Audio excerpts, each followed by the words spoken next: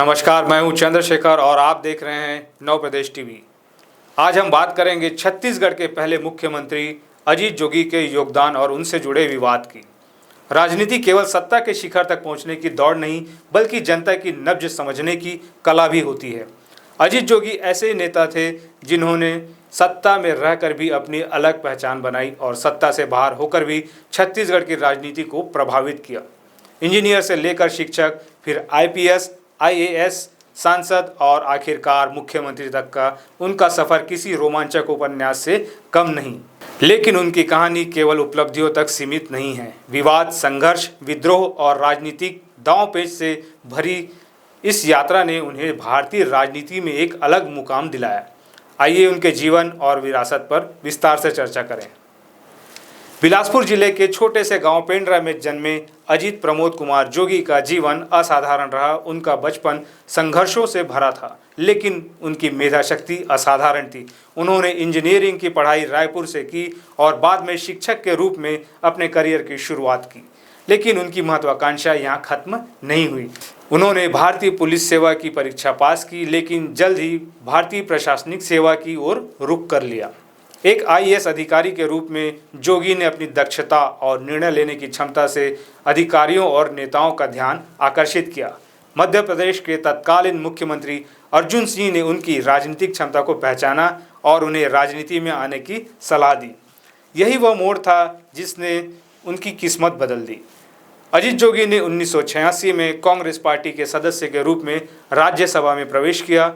उनकी बेबाकी और तर्कशीलता ने उन्हें जल्द ही कांग्रेस नेतृत्व के करीब ला दिया। 1998 में वे रायगढ़ से लोकसभा चुनाव जीते और सांसद बने। छत्तीसगढ़ राज्य के गठन के बाद सन 2000 में उन्हें राज्य का पहला मुख्यमंत्री बनने का अवसर मिला।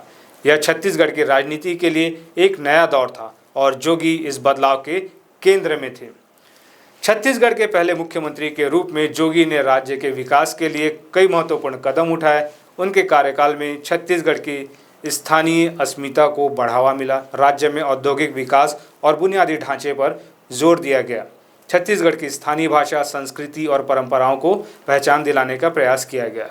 लेकिन सन 2003 के विधानसभा चुनाव में कांग्रेस की हार ने उनके राजनीतिक करियर को झटका दिया। बीजेपी ने पहली बार राज्य में सरकार बनाई और जोगी विपक्ष में चले गए। राजनीति में जितनी तेजी से सफलता मिलती है, विवाद भी उतनी ही तेजी से पीछा करते हैं। जोगी भी इससे अछूते नहीं थे। उनके बेटे अमित जोगी पर राष्ट्रवादी कांग्रेस पार्टी नेता राम अवतार जग्गी की हत्या का आरोप लगा, जिससे उनकी छवि को गहरी चोट पहुंची। 2015 में अंतागढ़ उपचुनाव में कथित खरीद फरोख्त के आरोपों के चलते कांग्रेस ने जोगी और उनके बेटे को पार्टी से निष्कासित कर दिया। 2016 में अजीत जोगी ने कांग्रेस से अलग होकर अपनी नई पार्टी जनता कांग्रेस छत्तीसगढ़ का गठन किया। उन्होंने 2018 के विधानसभा चुनाव में बसपा के साथ गठबंधन किया, लेकिन यह गठबंधन उम्मीदों पर खरा नहीं उतरा। 29 मई 2020 को अजीत जोगी का हृदय गति रुकने से निधन हो गया। उनके निधन के साथ छत्तीसगढ़ की राजनीति में एक युग का अंत हुआ। वे एक ऐसे नेता थे जिन्होंने राज्य की पहचान को राष्ट्रीय स्तर पर स्थापित करने में महत्वपूर्ण भूमिका निभाई। अजीत जोगी की कहानी केवल सत्ता के शिखर तक पहुंचने की नहीं, बल्कि संघर्षों, सिद्धांतों और राजनीतिक समीकरणों की भी है।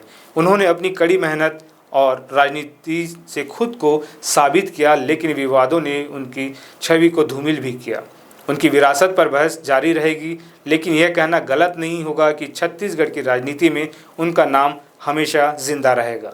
यह वीडियो आपको कैसा लगा हमें कमेंट्स में ज़रूर बताएं। हमसे जुड़ने के लिए चैनल को सब्सक्राइब करें।